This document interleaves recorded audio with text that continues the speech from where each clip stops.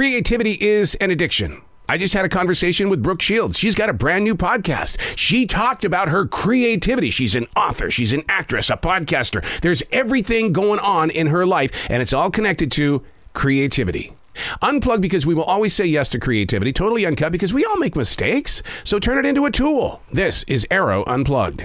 I am not a teacher. An instructor? Yeah. Motivator? Mover? Yeah. Shapeshifter? Yeah, in the way of getting inside people's minds and hearts to get them to understand where their creative level is. But I'll tell you what, though. Teachers and motivators, as well as instructors, we all share the same emotional connections that involve the measurement of learning. Who is growing versus which students are stalled? More importantly, the question is, why are they stalled? I did some research, and it shows that 80% of today's students are experiencing stunted behavioral and socio-emotional development. And get this, 56% is the increase in disruptions in every classroom. 56%. Another study shows a lack of activities such as athletics, drama, and band have brutalized motivation because without it, all things connected to gaining growth in education suffers, resulting in expectations not being met. My deeper question is this: what kind of void is being created? I openly admitted to those that attended my lecture yesterday how my teaching today is nowhere near how I was once able to push students into taking creative chances. In fact, rather than standing in front of them at the podium, my choice yesterday was to sit with them and calmly ask questions.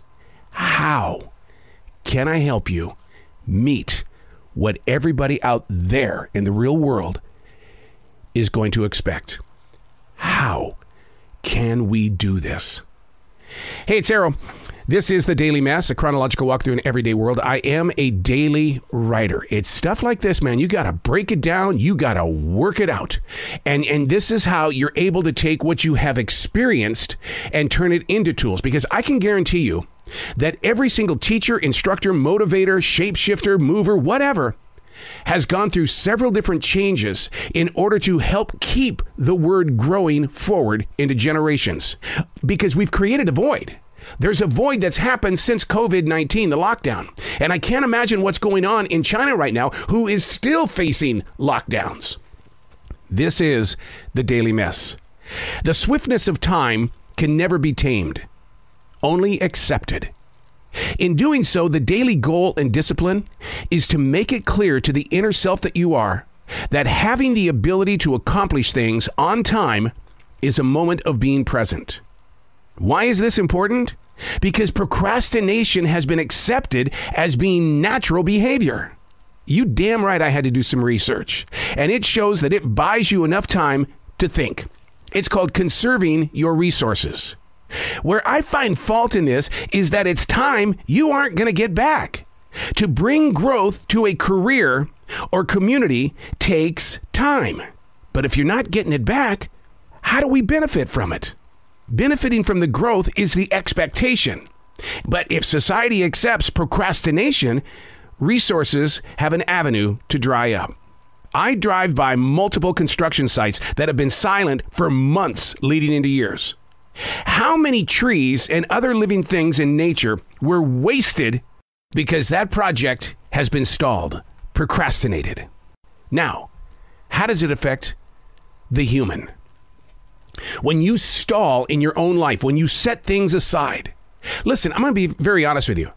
I can't believe how fast becoming a 60-year-old man took place. Sure, it felt like forever to get through high school.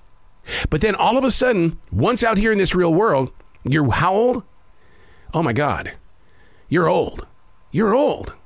But I'm not. But the thing is that people will sit there and they'll go, so you got to do this, and this. Yes, the answer is yes, because that is my favorite word. Yes, I want to do that. Why? Because I've never done it. In September of 2020, right smack dab in the middle of the COVID-19 lockdown, I needed people so bad in my life because I work for a movie promotion company. I'm a podcaster. I'm constantly in front of people at weddings and different celebrations and things because of the music service. I'm always with people. But during the lockdown, I was going butt crazy. I had to have people. So I took a chance. I said yes. I didn't procrastinate. I said yes to an essential job at a grocery store.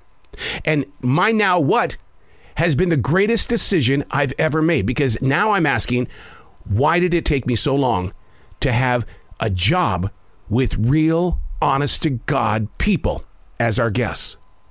Because when you go to your normal everyday 9-to-5 position in history and you're working with the same 15 to 30 people every day, it's different. And the reason why is because if you're not in retail, you're not face to face with the receiver of the product that you've got.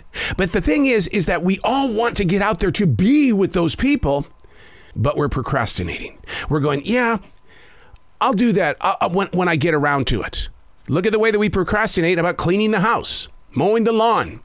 I openly admitted in my lecture yesterday, this beautiful forest here in South Charlotte, we planted 1,700 trees in 1997 because I didn't want to mow the lawn anymore. So I had this bright idea. Turn it into a forest. Connect all the other forests around you to this forest. There's beauty here in this forest today because we took a chance in 1997. But if we had not taken that chance to spend those several weeks putting 1,700 seedlings in the ground, what would this forest look like today?